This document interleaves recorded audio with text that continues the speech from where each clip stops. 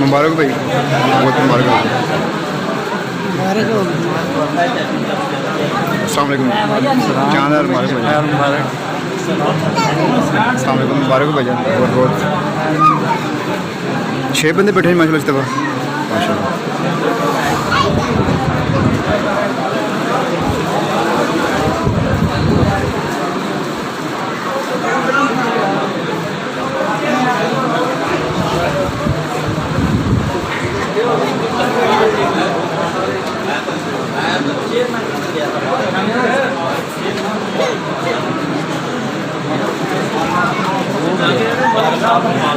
अस्सलाम वालेकुम, मुबारक भाईजान।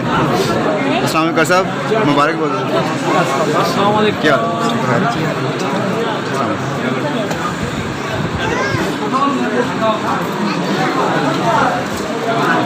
हाँ जी, मुँह मिठे का प्रोग्राम है जी, माशाल्लाह।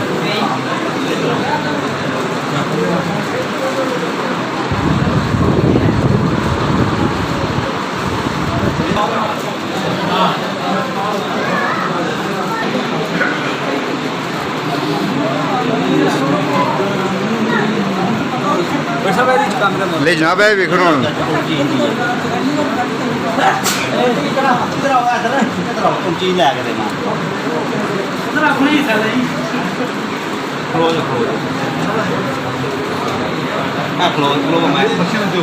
सारी चीज खाने को शापर लेना कहना रोजे खत्म हो गए जी, रोजे खत्म हो गए, एनर्जी पूरी कर लगे। नहीं बंदियां दी खिदमत कर। माशाल्लाह माशाल्लाह, क्या बात है, करो जी पहली बार ना सारी जिंदगी इतने माशाल्लाह, क्या बात है।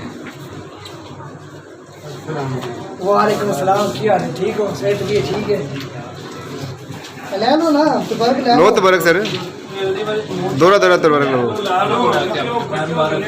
मशवरे देते हो नेड़े कोई नहीं, मेरे पढ़ के मशवरा हर एक देता है, तो आ गए नेड़े कोई नहीं लगा।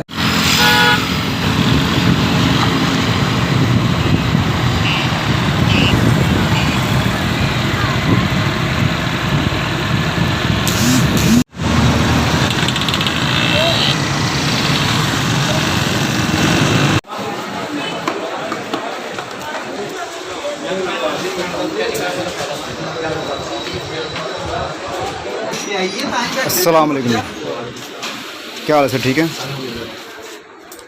सूट दिया था आपको ना कुछ दिन पहले, डबल सिलाई के लिए नीला था। नहीं वो मोहम्मद अली, उसके रेफरेंस से आया था मैं, वो दिखा दो वो, हाँ वो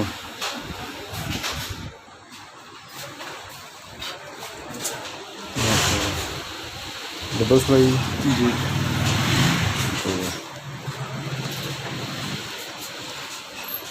माया वगैरह इसको जाके लगानी पड़ेगी या क्या सीन है?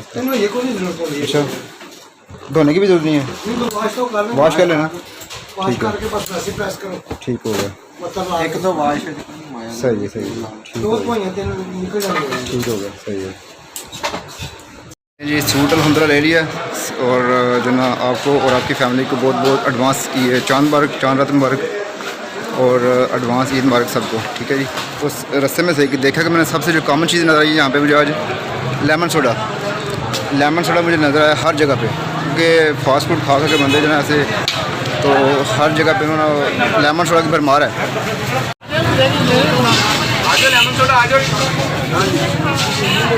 अंकल जी कितने का लेमन सोडा? अंकल जी कितने गिलास है लेमन सोडा, कितने गिलास है?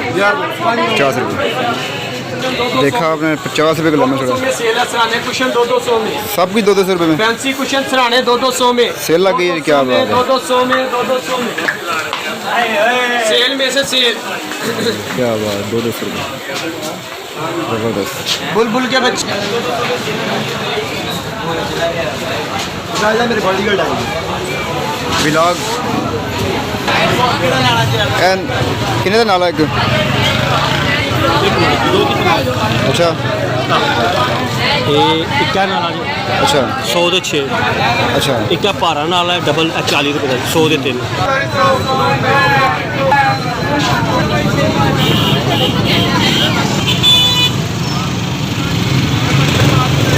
अगर मैं भूल गया हूँ कपड़ों की जो ना वो दुकान पे, शॉप पे, तो भी दोबारा मैं लेना चाह रहा हूँ। चाबी